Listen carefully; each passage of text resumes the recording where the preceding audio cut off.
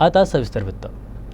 पहलगाम हल्ल्यानंतर केंद्रानं पाकिस्तानी नागरिकांचा व्हिसा रद्द करून तत्काळ देश सोडण्याचे आदेश दिलेत. मात्र त्या निर्णयात केंद्र सरकारनं किंचित सुधारणा केली असून या निर्णयाच्या अमरावतीतील 118 पाकिस्तानी नागरिकांना मोठा दिलासा मिळाला आहे. या निर्णयानं अमरावतीतील पाकिस्तानी नागरिकांचे येथील वास्तव्य सुरक्षित आहे. अमरावती शहरात सद्यस्थितीत एकूण 118 पाकिस्तानी नागरिक आहेत. ते सर्वच लाँग टर्म व्हिसावर पाकिस्तानातून भारतात आलेले असून अमरावतीत 10 ते 15 वर्षापासून वास्तव्यास आहेत. कित्येकांनी आपापले व्यवसाय सुरू केले आहेत. भारतीय नागरिकत्व मिळावं यासाठी त्यांनी केंद्र सरकारकडे अर्ज केला आहे. त्यांच्या कागदपत्रांची सरकार पातळीवर पडताळणी सुरू असून पडताळणीअंती त्यांना भारतीय नागरिकत्व दिले जात आहे.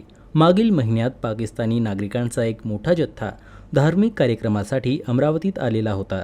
धार्मिक कार्यक्रम आटपून तो जथ्था परत गेला आहे, असे पोलीस उपायुक्त कल्पना पारवरकर यांनी सांगितलं.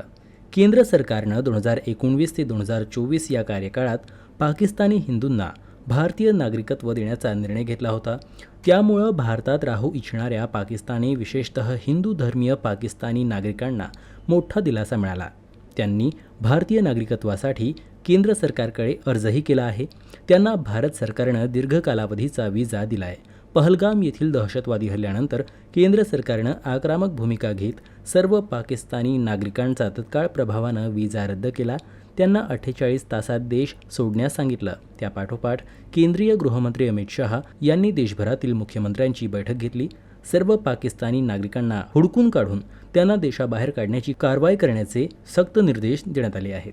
आजच्या तारखेला जे पत्र आलेलं आहे आणि जे सूचना आलेल्या आहेत त्यानुसार लॉंग टर्म व्हिसावर जे आहेत जे नागरिक आहेत पाकिस्तानी त्यांना अद्याप काही आदेश आले नाही ते त्या डिपोर्ट करण्याबद्दल, तर ते या ठिकाणी सध्या राहू शकतात.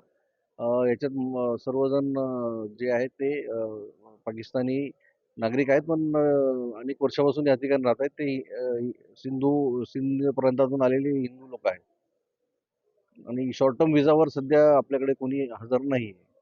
आता पुढील आदेश जोपर्यंत येईल आणखी स्पष्ट तोपर्यंत तर सध्या इथेच राहतील लॉंग टर्म व्हिसावर.